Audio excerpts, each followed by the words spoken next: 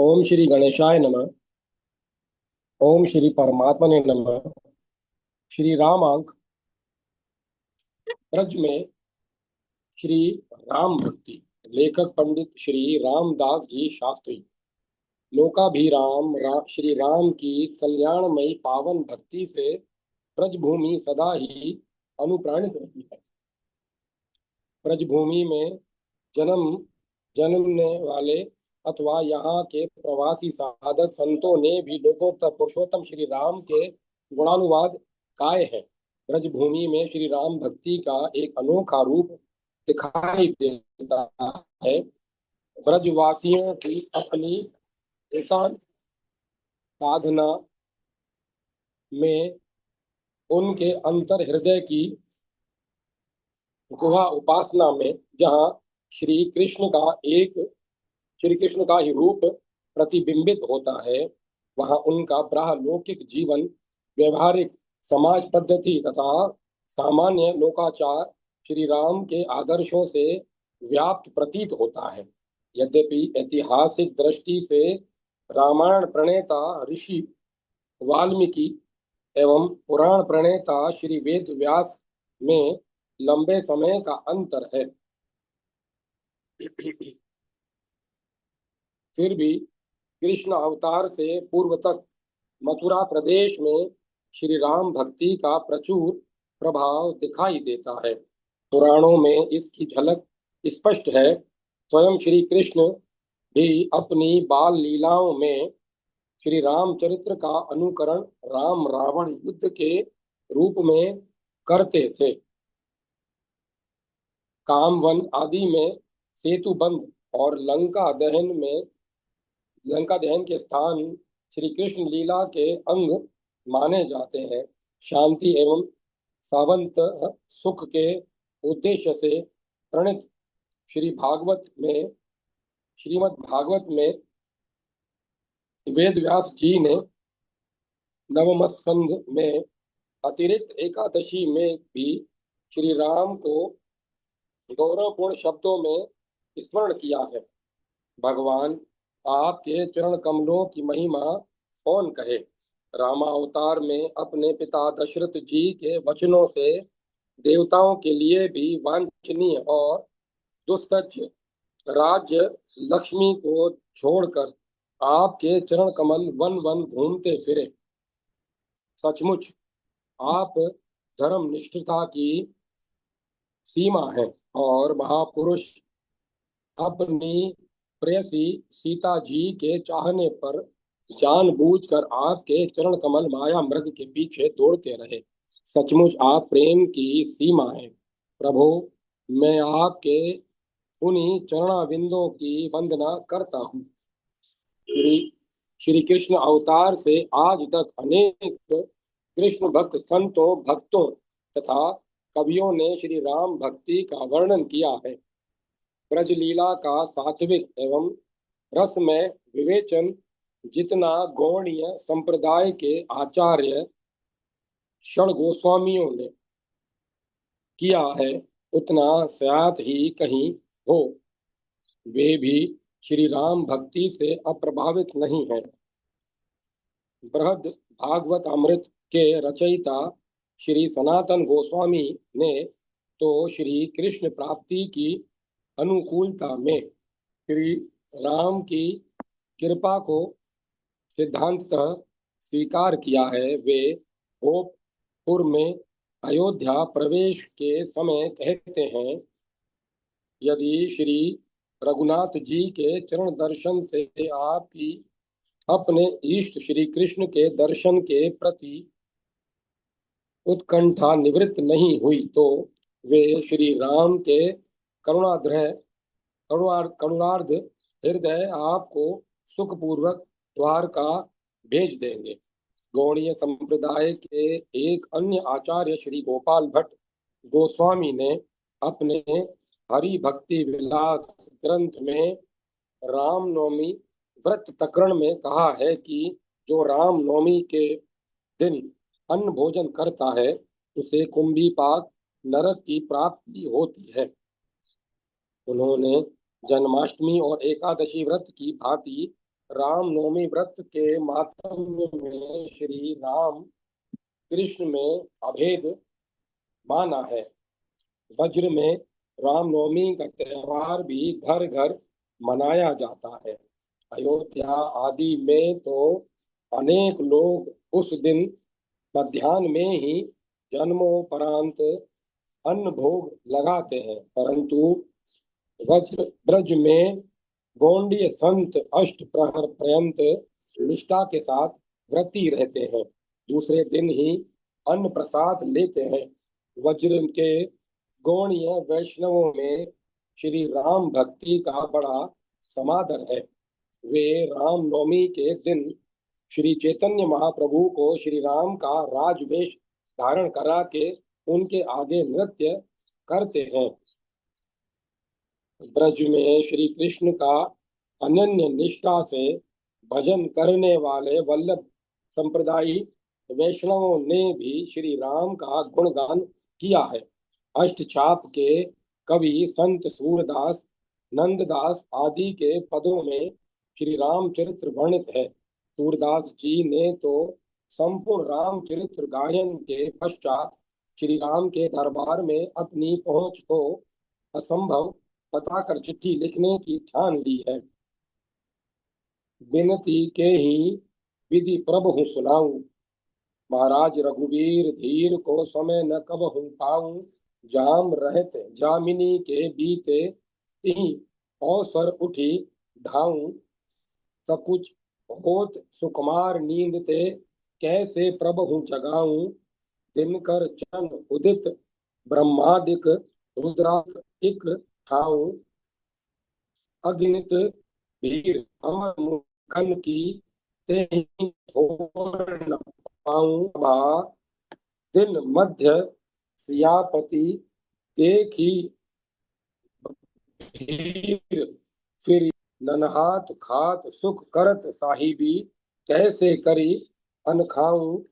रजनी सुख आवत गुण गावत नारद तंब्रु नाऊ। तुम ही कहो कृपन हो रघुपति की विधि दुख समझाऊं। एक उपाय करो कमलापति कहो तो कहीं समझाऊं। पतित उदाहरण सुर नाम प्रभु लिखी कागत पहुंचाऊं। वल्लभ संप्रदाय के भक्तों में एक राम भक्त का रोचक उदाहरण मिलता है। श्री वल्लभाचार्य जी से कृष्ण दीक्षा प्राप्त उनका एक सेवक श्री राम दर्शन के लिए तड़फड़ाता रहता था। उसकी तीव्र अभिलाषा देखकर गोस्वामी जी ने उसे अयोध्या जाने की आज्ञा प्रदान कर दी। भक्त अयोध्या पहुंचा। श्री राम के भोले सलों से ने गंभीर मुखारविंद का अवलोकन कर स्तंभ रह गया। बार बार प्रार्थना करने पर भी सकुचिले श्री राम ने उस पर दृष्टि नहीं डाली। भक्त का मन खिन्न हो गया। यह कैसा भगवान है जो न देखता है न सुनता है। इससे अच्छे तो मेरे श्री नाथ कृष्ण जी ही हैं। चंचल नेत्र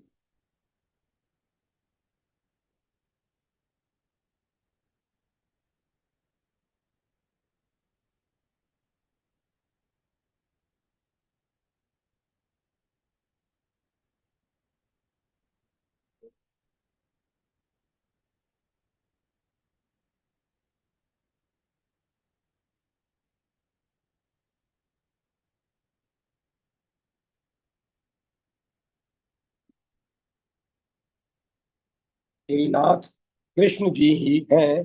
चंचल नेत्र त्रिभंग ललित नटखट। और वह श्री राम को पीठ देखा देखकर खड़ा हो गया। उसी समय उसके शरीर से कोढ़ फूट पड़ा। भक्त को अनुभव हुआ कि मुझसे अपराध हुआ है। भक्त ने पुनः श्री राम से प्रार्थना की, प्रभु मेरे शरीर में कीड़े और पड़ जाएं तभी अपराध का प्रायश्चित होगा। करुणा वरुणालय श्री राम ने दृष्टि उठाई और कहा, भक्त मेरी ओर देख, तभी उसे श्री राम के विग्रह में श्रीनाथ श्री कृष्ण जी के दर्शन हुए। ब्रज भावना के उपासक अन्य संप्रदायों में भी श्री राम भक्ति का उल्लेख हुआ है। विस्तार भय से लिखना संभव नहीं है।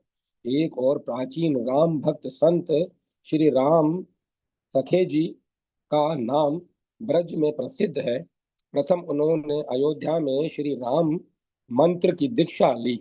जब ब्रज दर्शन को आए तो रास बिहारी के रास को देखकर लट्टू हो गए। ब्रज ब्रज में ही रम गए। अयोध्या से गुरुजी ने पत्र लिखा कि हमारे श्री रघुनाथ जी के घर में कौन सी वस्तु कम थी जो तुम्हें ब्रज में नहीं मिली है। उन्होंने उत्तर में यह दोहा लिखकर भेज दिया, कहाँ कमी रघुनाथ घर, क्यों यह छोड़ी बान, मन बैरागी हो गया सुनी मुरली की तान। पीछे राम सखे जी ब्रज ने ब्रज से नहीं गए। नंदगांव, बरसाना और गोवर्धन की उपत्यका में भ्रमण करते विरह में श्री कृष्ण को पुकारा करते थे। अरे शिकारी निर्दयी करिया नंद किशोर, क्यों तरसावत दर्श को राम सखे चित चोर। राम सखे जी श्री राम को भी अपना सखा मानते हैं। बाको हमारो यार सांवलिया, बाकी लटपटी पीत लपेटे, बाकी बांधे तलवार सांवलिया, बाके शीस जरी की पगिया, बाके घोड़े असवार सिवलिया, राम सखे को मन हर लीनो, दशरथ सुत सरदार सांवलिया। इस प्रकार के कई राम भक्त संत और भी हैं जिन्होंने ब्रज में वास करके श्री राम और कृष्ण की समान आराधना की है। ऐसे संतों में श्री रामदास, कान्हरदास, मेहरदास आदि उल्लेखनीय है। श्री रामदास जी तो राजा राम से अपनी गोविंद चरण विषय प्रीति की प्रतिज्ञा को निभाने की प्रार्थना करते हैं। मेरी प्रीति गोविंद सो न घटे, मैं तो मोल महंगे में लीनो, मेरो चित न हटे। अंत में वे कहते हैं, कहत रामदास एक बिनती प्रभु सो, पेज राखो राजा राम मेरी। ब्रज में लोक जीवन में श्री राम भक्ति की छाप प्रत्यक्ष दिखती है। यहाँ की प्रत्येक नगर ग्राम के मंदिरों में श्री राधा कृष्ण के साथ श्री सीताराम के विग्रह भी स्थापित है। अनेक प्राचीन मंदिरों में केवल श्री सीताराम के ही स्वरूप है। प्रातः सायं ग्रामीण नर नारी मंदिरों में बैठकर राम नाम की माला जपते हैं। वे परस्पर एक दूसरे को राम राम जी, राम राम कहकर अभिवादन करते हैं। वे शोक मोह में अथवा अन्य संकट की घड़ियों में राम राम उच्चारण करते हैं। ब्रज के ग्राम ग्राम में राम लीलाओं के आयोजन बड़े उत्साह एवं उल्लास के साथ होते हैं। मथुरा के चौबे समाज में रामलीला अभिनय सदियों से चला आ रहा है। ब्रज के भिन्न भिन्न स्थानों पर रामचरितमानस की कथा के नवह पारायण होते ही रहते हैं। वृंदावन में श्री राम उपासकों के कई ऐतिहासिक स्थल हैं जिनमें ज्ञान गुदड़ी, खाक चौक, रामबाग आदि प्रमुख हैं। स्वामी संकर्षण दास जी ने गोवर्धन की तरेटी में लंबे समय तक तपस्या की थी। मानस प्रचार के वर्तमान स्वरूप को अग्रसर करने में वृंदावन वासी गोस्वामी बिंदु जी का नाम लिया जाता है। आज भी मानस चतुर्शती के उपलक्ष्य में गौड़ीय संप्रदाय के प्रमुख स्थान चार संप्रदाय आश्रम में तथा सुदामा कुटी में अनुष्ठान चल रहा है। इसी प्रकार श्री इंदु गोस्वामी ने भी मानस चतुर्शती चतुशती का विशाल आयोजन चला रखा है। इस प्रकार ब्रज के लोग अंतर हृदय में श्री कृष्ण को अपना सगा संबंधी मानते हुए भी व्यवहारिक जीवन में श्री राम को ही आदर्श मानकर चलते हैं। ब्रज प्रदेश में श्री राम भक्ति के अप्रत्याशित प्रभाव का श्री गणेश सदियों पूर्व गोस्वामी श्री तुलसीदास जी के ब्रजागमन से ही माना जाएगा। इतिहास को देखने से पता चलता है कि गोस्वामी तुलसीदास जी कई बार ब्रज में आए थे। लगता है एक बार उन्होंने पूरे ब्रज की यात्रा की थी। एक बार वे गोकुल महावन पधारे थे और एक बार की यात्रा में उन्होंने ज्ञान गुदड़ी में निवास कर श्री रामचरितमानस की कथा भी कही थी। उक्त धारणाएं गोस्वामी जी के विभिन्न चरित्रों से ही पुष्ट होती है। 52 वैष्णवों की वार्ता और बैनी माधव लिखित गोस्वामी जी की जीवनी से यही ध्वनि निकली है। ज्ञान गुदड़ी में वह स्थान आज भी जर्जर अवस्था में विद्यमान है जहाँ गोस्वामी जी संत परशुराम जी के स्थान में आकर ठहरे थे, जहाँ उन्हें एक विनोदपूर्ण परिहास में श्री राधा कृष्ण के विग्रह में श्री राम के दर्शन हुए थे। यह दोहा उसी समय से प्रसिद्ध है। कित मुरली कित चंद्रिका कित गोपिन को साथ, अपने जन के कारणे कृष्ण बने रघुनाथ। गोस्वामी तुलसीदास जी ने मथुरा के चोबों के आग्रह पर मथुरा में भी एक जगह भगवान सीताराम की प्रतिष्ठा की थी, जो आज भी गवर्नमेंट कॉलेज के पास तुलसीदास जी के स्थान के नाम से प्रसिद्ध है। निस्संदेह संस्कृत साहित्य के पश्चात हिंदी में लिखित रामचरितमानस की ऐसा ग्रंथ है जिसने ब्रज के समाज में समान रूप से प्रवेश किया और उसका फल श्री राम भक्ति के रूप में प्रकट हुआ, तथा यह कहने में संकोच नहीं है कि गोस्वामी तुलसीदास जी और उनके मानस में मानस के द्वारा ब्रज में श्री राम भक्ति का प्रभाव दिनों दिन बढ़ता जा रहा है। जय माता सरस्वती, जय मां सरस्वती। लोक कल्याणकारी राम की आज आवश्यकता है। लेखक डॉक्टर श्री सुरेश व्रत राय अपने धन ऐश्वर्य और शक्ति के बावजूद असफल होने पर मानव अदृश्य शक्ति को और उन्मुख होकर कातर आर्तनाद कर उठता है। तब वह अदृश्य शक्ति किसी न किसी रूप में रक्षा कर अपने आर्त त्राण के विरुद्ध की पुष्टि करती है। इतना ही नहीं, असुरों के अत्याचारों से त्रस्त मानवता के कल्याणार्थ ईश्वरीय शक्ति इस पृथ्वी पर अवतरित भी होती है। 2.5 अक्षरों का पुनीत नाम राम इस अदृश्य शक्ति के लोक कल्याणकारी रूप को प्रतिबिंबित करता है। राज परिवार में जन्म लेने पर भी राम का जीवन त्याग, तपस्या और कष्टों में व्यतीत हुआ।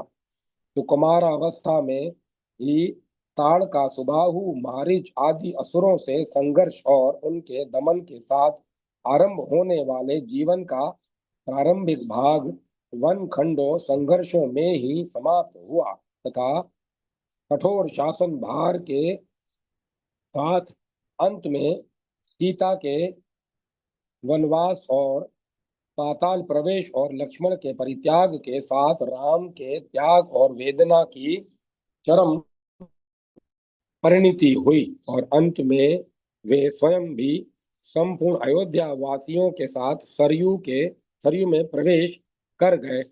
इस प्रकार राम का संपूर्ण जीवन अपने लिए न होकर जन कल्याण के लिए था।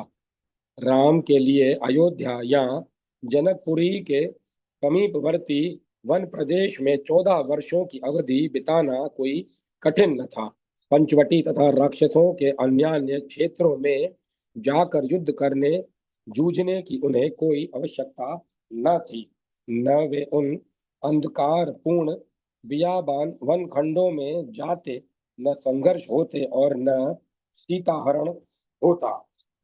समीपवर्ती वन प्रदेश में समय बिताने से पिता की आज्ञा का उल्लंघन भी न होता, क्योंकि आज्ञा किसी भी वन खंड में 14 वर्ष वास करने तक सीमित थी। परंतु राम का अभिष्ट कुछ और भी था। दंडकारण्य में ऋषि मुनियों से श्री राम कह रहे हैं, राक्षसों द्वारा जो आपको कष्ट पहुंच रहा है, इसे दूर करने के लिए ही मैं पिता के आदेश का पालन करता हुआ इस वन में आया हूँ। आपकी सेवा का अवसर मिलने से मेरे लिए यह वनवास महान फलदायक होगा। उनके लोक कल्याणकारी जीवन में नीति और शासन संबंधी गुत्थियों के अनुसार प्रसंग आते हैं, जिनसे अनेक वर्तमान समस्याएं सुलझ सकती हैं। इन गुत्थियों को उन्होंने मानवीय रूप में ही सुलझाया। वाल्मीकि तो उन्हें श्रेष्ठ मानव के रूप में ही देखते हैं। यही कारण है कि रामचरित देवी होकर भी मानवी है। भगवान राम अन्य अवतारों की अपेक्षा मानवी धरातल के अधिक समीप है। निर्बल के बल और निर्धन के धन राम है। श्री राम का युग राजनीतिक संघर्षों की दृष्टि से आजकल जैसा था, मांसाहार, मदिरा पान और परस्त्री गमन द्वारा खोया पिया और मौज करो, खाओ पियो और मौज करो वाली भौतिक विचारधारा को लेकर राक्षस जाति अपने साम्राज्य का विस्तार कर रही थी। निशाचरों का राज्य विंध्याचल के आसपास तक फैला था। खरदूषण, विराध, कबंध, सुबाहु और मारीच जैसे निशाचर तथा शूर्पणखा, अयोमुखी जैसी राक्षसियां निष्कटक इधर उधर घूमा करती थी। उनके भय से दूर तक के जन प्रदेश निर्जन हो गए। जहां तहां नर कंकालों के ढेर दृष्टिगोचर होते थे। प्रतिदिन का जीवन अत्याचारों से दूभर हो गया था। सीमा सीमातिक्रमणी सीता सीमातिक्रमण की घटनाएं साधारण सी बात हो गई थी। ताड़का, सुबाहु एवं मारीच जैसे निशाचर अयोध्या तथा जनकपुरी के आसपास पहुंच गए थे। उन्हें रोकने की शक्ति उस समय के शासकों में नहीं थी। दशरथ जैसे पराक्रमी योद्धाओं तक यह कहने लगे थे, मैं उस दुष्ट से युद्ध करने में असमर्थ हूँ। निराशावादी धारणा बन गई थी। भारत भूमि अत्याचारी असुरों से पदाक्रांत हो रही थी। उनका साम्राज्य बेरोक टोक बढ़ता चला आ रहा था। ऋषियों का छद्म रूप धारण कर राक्षस आंख में धूल झोंक रहे थे। उन्हें रोकने में प्रशासन प्राय असफल हो गया था। ऐसे संकटपूर्ण समय में राम ने देश को भय, अशांति और अत्याचारों से मुक्त करने का उत्तरदायित्व अपने ऊपर लिया। राम स्वयं असाधारण पराक्रम के प्रतीक थे। बिना पराक्रम के लोक कल्याण तो क्या आत्म कल्याण भी संभव नहीं है।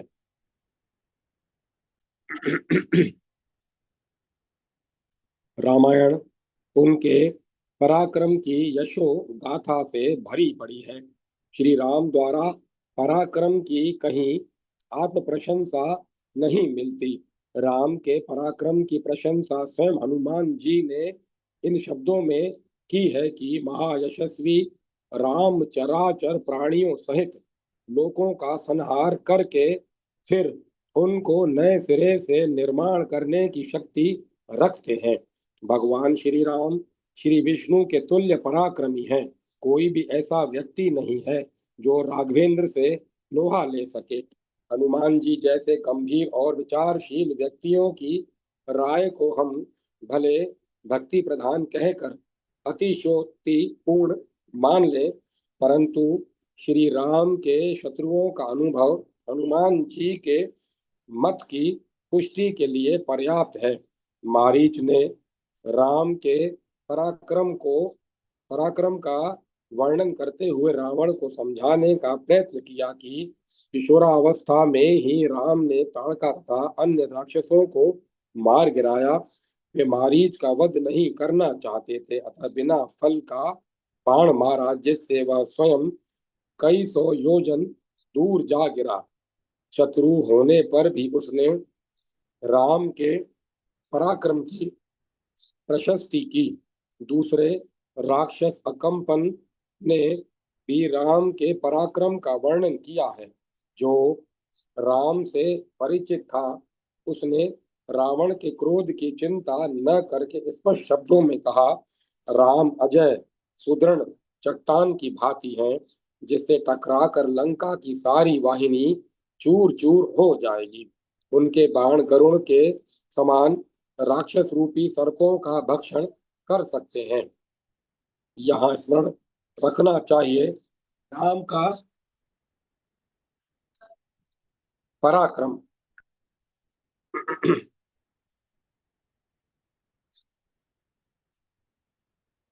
केवल संहार तक सीमित नहीं है।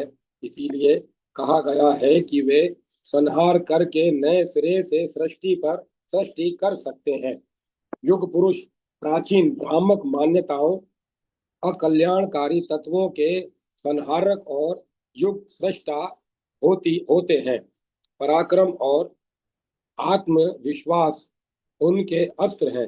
रावण के गुप्तचरों शुक और सारण ने एक बार देखने मात्र से राम के अतुलित बल और पराक्रम का अनुमान कर लिया। उन्होंने स्पष्ट कहा है कि श्री रामचंद्र जी का जैसा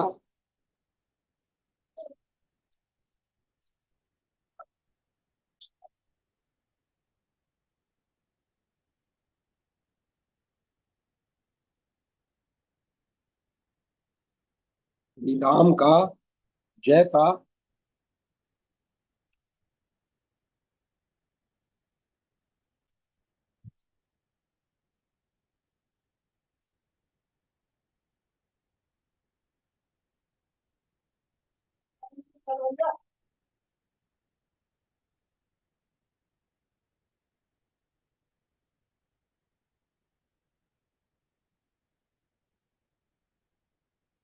युग पुरुष प्राचीन भ्रामक मान्यताओं का अकल्याणकारी तत्वों के संहार और युग सृष्टा होते हैं। पराक्रम और आत्मविश्वास उनके अस्त्र हैं। रावण के गुप्तचर शुक और सारण ने एक बार देखने मात्र से राम के अतुलित बल और पराक्रम का अनुमान कर लिया। सब समझो। उन्होंने स्पष्ट कहा कि श्री रामचंद्र जी का जैसा रूप है और जैसे उनके अस्त्र शस्त्र हैं, उनसे तो यही प्रतीत होता है कि वे अकेले ही सारी लंकापुरी का वध कर डालेंगे। पराक्रम चाहे जिस प्रकार का हो, आर्थिक हो, सामाजिक हो अथवा शारीरिक हो, जब दूसरे लोग उसकी प्रशंसा करें तभी उसे वास्तविक और फलदायक माना जा सकता है। आत्म प्रशंसा अथवा अपने अधीनस्थ व्यक्तियों द्वारा भय के कारण की गई प्रशंसा सदैव अवनति की ओर ले जाने वाली होती है। राम स्वयं पराक्रमी और पुरुषार्थी थे। पराक्रमी यशस्वी पूर्वजों दिलीप, रघु एवं दशरथ का गुणगान करने की अपेक्षा उन्होंने स्वयं पराक्रम और पुरुषार्थ में सामंजस्य उत्पन्न किया, जो उनकी सफलता का कारण है। पुरुषार्थ के अभाव में पराक्रम निष्प्राण, स्पंदनहीन शव की भांति बेकार सिद्ध होता है। ताड़का, सुबाहु, मारीच आदि के दमन के साथ किशोरावस्था में ही श्री राम ने अपने पराक्रम का परिचय दिया। धनुर्भंग के साथ उनकी चर्चा देश देशांतरों में होने लगी। विरोध कर दूषण, विराट कर दूषण, कबंध के अतिरिक्त सहस्रों दुष्ट राक्षसों के वध से उनके शौर्य का चारों ओर बोलबाला हो गया। उनका यश और पराक्रम का सबसे बड़ा प्रचार साधन था। उनकी मान्यता थी कि जो शासक प्रदेश की प्रजा का पालन न कर सके और जिसमें देश की रक्षा करने की सामर्थ्य और पुरुषार्थ न हो, उसे देश पर शासन करने का कोई अधिकार नहीं है। यदि सुग्रीव से उनकी मैत्री हुई तो केवल बातचीत अथवा वाक्पटुता के सहारे नहीं, अपने पुरुषार्थ के बल पर राम ने सुग्रीव का सहयोग प्राप्त किया। साल के 7 विशाल वृक्षों को एक साथ भेद कर अपने पुरुषार्थ का परिचय देने के बाद ही राम सुग्रीव के साथ मैत्री स्थापित कर सके थे, और फिर वाली वध के उपरांत ही उन्हें सुग्रीव का पूर्ण सहयोग मिला था। पुरुषार्थी और पराक्रमी होने पर भी राम कभी उद्धत रूप से सामने नहीं आए। उनका स्वभाव गंभीर, संयत, शांत और विवेकपूर्ण था।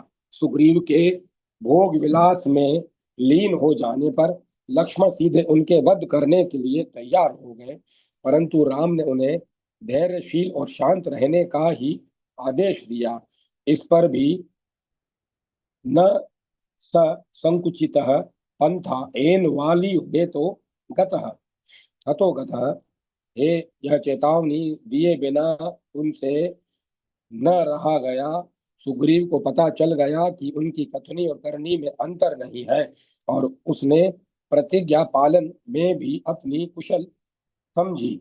एक और क्षमाशील तापस वेशधारी रूप और दूसरी ओर शस्त्रास्त्र से युद्धा योद्धा वाहन, इस विरोधाभास से सीता को भी संदेह हुआ था। श्री सीता जी ने कहाँ शस्त्र धारण और कहाँ वनवास, कहाँ क्षत्रिय का हिंसा में कठोर कर्म और कहाँ सब प्राणियों पर दया करना, अहिंसा धर्म। अतः हम लोगों को देश धर्म का ही आदर करना चाहिए। यथार्थ तपोवन में निवास करने के कारण पूर्णतः अहिंसावादी रहना चाहिए। व्यवहारिक राम को अहिंसा की यह कायर परिभाषा मान्य नहीं थी। तापस जीवन में भी कमंडलू के साथ दंड के समन्वय को उन्होंने साधना का अंग माना। चाहे जहाँ जिस स्थिति में तपस्वी रहे, उसे यज्ञ की रक्षा के लिए सन्नद्ध रहना चाहिए, और क्षत्रिय तो अपने धर्म में और भी बंधा है। श्री राम ने बड़े सहज ढंग से गुत्थी को सुलझाते हुए समझाया, देवी, तुम्हें मैं क्या उत्तर दूं? तुमने ही पहले यह बात कही है कि क्षत्रिय लोग इसीलिए धनुष धारण करते हैं कि किसी को दुखी होकर हाहाकार न करना पड़े। दंड कारण में रहकर कठोर व्रत का पालन करने वाले वे मुनि बहुत दुखी हैं। इसीलिए ऋषियों की रक्षा करना मेरे लिए आवश्यक कर्तव्य है। अहिंसा का अर्थ कायरता नहीं है, और न एकांगी विकास ही कल्याणकारी हो सकता है। सशक्त और समर्थ होने पर भी राम ने प्रत्येक अवसर पर अंतिम क्षण तक शांति का प्रयत्न किया। विरोध पत्र भेजे, परंतु उनके शांति प्रयत्न और विरोध पत्र हमारे दुर्बल और प्रभावहीन विरोध पत्रों के से भिन्न थे। प्रतिपक्षी को यह विश्वास होना चाहिए कि विरोध पत्र केवल मौखिक न होकर प्रभावशाली कार्य रूप में परिणित हो सकता है। 3 दिनों तक समुद्र से मार्ग देने के लिए अनुनय विनय करने पर भी कार्य सिद्ध न होते देखकर राम को अपनी भूल का अनुभव हुआ। अनुनय विनय उसी सीमा तक उचित है जब तक क्षमाशीलता दुर्बलता असमर्थता का घोतक न प्रतीत हो। श्री लक्ष्मण जी ने श्री लक्ष्मण जी से श्री राम ने कहा, यह समुद्र मुझे क्षमा से युक्त समझकर असमर्थ समझने लगा है। ऐसे मूर्खों के प्रति की गई क्षमा को धिक्कार है। यूं कहकर श्री राम ने भयंकर बाण को ब्रह्मास्त्र से अभिमंत्रित कर अपने श्रेष्ठ धनुष पर चढ़ाकर डोरी को खींचा।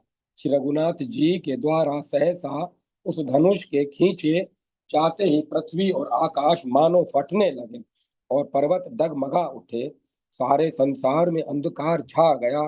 किसी किसी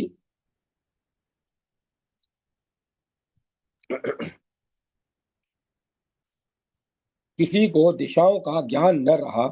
सरिताओं और सरोवरों में तत्काल हलचल पैदा हो गई। सहसा समुद्र भयानक वेग से युक्त हो गया और प्रलय काल के बिना ही तीव्र गति से अपनी मर्यादा लांघकर एक एक योजन आगे बढ़ गया। इस पर भी राम अपने स्थान पर दृढ़ रहे और अंत में अनुनय विनय से न मानने वाले सागर को प्रकट होकर सेतु के लिए मार्ग देना पड़ा। राम ने रावण को अनेक बार कड़ा विरोध पत्र भेजा, परंतु प्रत्येक विरोध पत्र प्रत्येक विरोध पत्र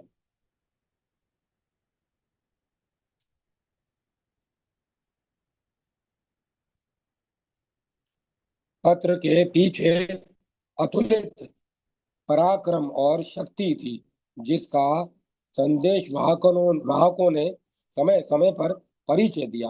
हनुमान गए तो लंका दहन द्वारा अपने को वानर सेना का सबसे छोटा और अशक्त वानर बताकर लंका वासियों को चेतावनी दी। अंगद ने शांति वार्ता के साथ रणभा में पैर रोक कर बड़े बड़े योद्धाओं एवं वीरों के हौसले पस्त कर दिए। उन्होंने किसी व्यक्ति अथवा देश विशेष की मध्यस्थता की प्रतीक्षा की प्रतीक्षा नहीं की और कहीं भी आत्मसम्मान को नहीं छोड़ा। राम ने केवल बल और पराक्रम के बल पर शासन किया हो, ऐसी बात भी नहीं थी। उनका सबसे प्रभावशाली शासन हृदय पर था, जिसके कारण एक एक वानर रीछ उनके लिए प्राण देने में अपना अहोभाग्य समझता था। यदि राम पराक्रम और शौर्य के आदर्श हैं, तो लोकप्रियता की दृष्टि से भी वे अद्वितीय आदर्श हैं। यदि हम वानरों को असभ्य और पिछड़ी जंगली जाति भी मान ले, तो भी राम की संगठन प्रतिभा की मुक्त कंठ से सराहना करनी पड़ती है। वानर सेना बड़ी लगन से सेतु बंधन कार्य में जुट गई। पर्वत शिखरों, साल, बांस आदि वृक्षों और शिलाखंडों से समुद्र को पाट कर वानर सेना ने 5 दिनों में 100 योजन तथा 10 योजन चौड़ा सेतु तैयार कर असंभव को संभव कर दिया। रावण को सहसा विश्वास ही नहीं हुआ, परंतु नल के बनाए हुए उस लंबे और चौड़े पुल को, जिसे बनाना बहुत ही कठिन काम था, देवताओं और गंधर्वों ने देखा। रावण ने शूक और सारण से कहा, यद्यपि समुद्र को पार करना अत्यंत कठिन था, तो भी सारी वानर सेना उसे लांघ कर इस पार चली आई। राम के द्वारा सागर पर सेतु का बांधा जाना अद्भुत अभूतपूर्व कार्य है। लोगों के मुंह से सुनने पर भी मुझे किसी तरह यह विश्वास नहीं होता कि समुद्र पर पुल बांधा गया होगा। वानर सेना कितनी है, इसका ज्ञान भी मुझे अवश्य प्राप्त करना चाहिए। कुशल, त्याग में पराक्रमी, पुरुषार्थी और लोक कल्याणकारी श्री राम के नेतृत्व में वानर सेना असंभव कार्य कर सकी, जिसकी किसी को भी आशा नहीं थी। जिस कार्य को सामर्थ्य से परे मानकर तत्कालीन सारे देवता योद्धा निराश हो गए थे, उसे मानव वपुधारी भगवान श्री राम और वानर सेना ने कर दिखाया। उनके आत्मविश्वास, निश्चय, पराक्रम और पुरुषार्थ के सामने सारी बाधाएं शिथिल पड़ गई। 20वीं शताब्दी में बापू द्वारा की गई आदर्श स्वराज की व्याख्या राम राज्य की पर्यायवाची है। राम राज्य लोक कल्याण, बहुजन हिताय, बहुजन सुखाय के आदर्श एवं शताब्दियों तक अनुकरणीय शासन व्यवस्था का प्रतिनिधित्व करता है। अयोध्यापुरी में कोई भी ऐसा कुटुंबी नहीं था जिसके पास उत्कृष्ट वस्तुओं का संग्रह अधिक मात्रा में न हो, जिसे धर्म अर्थ और काम रूप पुरुषार्थ सिद्ध न हो सके हों, शुद्ध न हो गए हों, तथा जिसके पास गाय बैल घोड़े धन धान्य आदि का अभाव हो। अयोध्या में कहीं भी कृपण, क्रूर, मूर्ख और नास्तिक मनुष्य देखने को भी नहीं मिलता था। वहां के सभी स्त्री पुरुष धर्मशील, संयमी, सदा प्रसन्न रहने वाले तथा शील और सदाचार की बैरियों की भांति निर्मल थे। वहां कोई भी कुंडल, मुकुट और पुष्पहार से शून्य नहीं था। किसी के पास भोग सामग्री की कमी नहीं थी। कोई भी ऐसा नहीं था जो नहा धोकर साफ सुथरा न हो, जिसके अंगों में चंदन का लेप न हुआ हो तथा जो सुगंध से वंचित हो। राम राज्य में देहिक, देविक और भौतिक ताप किसी को नहीं व्यापते थे। किसी की छोटी अवस्था के में मृत्यु नहीं होती थी, न किसी को पीड़ा होती थी। सभी निरोग, सुंदर और स्वस्थ थे। न कोई दरिद्र था और न दीन ही। वृक्ष फल फूलों से लदे रहते थे। गौएं मनचाहा दूध देती थी। धरती सदा खेती से भरी रहती थी। पर्वत मणियों की खानों से भरे पड़े थे। समुद्री लहरें असंख्य रत्न किनारे लाकर डाल देती थी। पृथ्वी सोना चांदी उगलती। सारा राज्य प्रत्येक दृष्टि से आदर्श, सुव्यवस्थित और समृद्ध धन धान्य से पूर्ण था। राम राज्य का शासन एक तंत्रात्मक होकर भी प्रजातांत्रिक था। मंत्री परिषद के सदस्य लोक कल्याणार्थ पूर्ण निष्ठावान एवं निस्वार्थ थे। उनका राम सदैव आदर करते थे। राम ने लोक कल्याण की शाश्वत मर्यादा और मान्यता प्रतिष्ठित की। राम कथा व्यक्तिगत होकर भी समष्टिगत है, सीमित होने पर भी व्यापक है और शाश्वत है। यही उसकी सबसे बड़ी विशेषता है। राम ने लोक कल्याण की शाश्वत मान्यताओं की प्रतिष्ठा की। आज के भारत को जैसी आवश्यकता राम की है, संभवतः पहले कभी नहीं थी। भारत की हजारों वर्ग मील भूमि को पड़ोसी देश हथिया चुके हैं। शत्रु इन क्षेत्रों को पदाक्रांत कर रहा है और उसके आगे सीमा विस्तार की तैयारी में लगा है। दैनिक जीवन में जनसाधारण की स्थिति एक तंत्र और तानाशाही शासन की अपेक्षा भी अधिक उपेक्षित एवं दयनीय है। कृषि प्रधान देश पर गरीबी और शोषण के कारण अकाल एवं कंगाली की काली छाया मंडराती रहती है। हड़तालों, सीमा विवादों, पारस्परिक वैमनस्य, लोलुपतापूर्ण संघर्षों, गुटों, हिंसा, तोड़ फोड़, अराजकता, अध्यादेशों, लाठी चार्ज, गोली वर्षा आदि से जनजीवन संतप्त हो उठा है। सुरसा की भांति बड़ी बढ़ती महंगाई, हनुमान जी की पूंछ की भांति नित्य प्रति बढ़ते टैक्सों का असहनीय भार, भ्रष्टाचार, चोर बाजारी, मिलावट, मुनाफाखोरी आदि ही रावण, मेघनाथ, कुंभकर्ण, अहिरावण आदि राक्षस हैं, जिनके अत्याचारों से जनता करा रही है। और राम राज्य एक सुखद कल्पना मात्र रह गया है। पड़ोसी शत्रु पड़ोसी शत्रु देश को ललचाई आंखों से अवसर की ताक में घूरते गिद्धों की भांति घात लगाए बैठे हैं। इन असंख्य दानवों के समाज का रक्त चूस कर खोखला करने वाले असुरों के संहार के लिए आज पुनः राम की आवश्यकता है। इसके प्रलयंकारी धनुष के टंकार की अपेक्षा है। कुछ ऐसी ही विपरीत भावापन व्यक्ति है जो राम के अस्तित्व को अस्वीकृत करके या राम के व्यक्तित्व को विकृत करके रावणत्व के प्रचार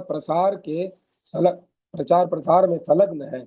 पश्चिमी चकाचौंध से जिनकी दृष्टि चकित हो चुकी है अथवा विदेशियों द्वारा गलत ढंग से लिखे गए भारतीय इतिहास और साहित्य को पढ़कर जिनकी बुद्धि भ्रमित हो चुकी है अथवा विधर्मियों या विदेशियों के पैसों के हाथ लोभ में पढ़कर जिनकी राष्ट्र निष्ठा और धर्म निष्ठा की भावनाएं कृत हो चुकी हैं, ऐसे ही चकित दृष्टि, भ्रमित बुद्धि तथा कृत भावना वाले व्यक्ति ही अभद्र आयोजनों के द्वारा, असामाजिक भाषणों के द्वारा, अवांछनीय साहित्य के लेखन द्वारा भारतीय जीवन की उज्ज्वलता पर कालिख पोतना चाहते हैं।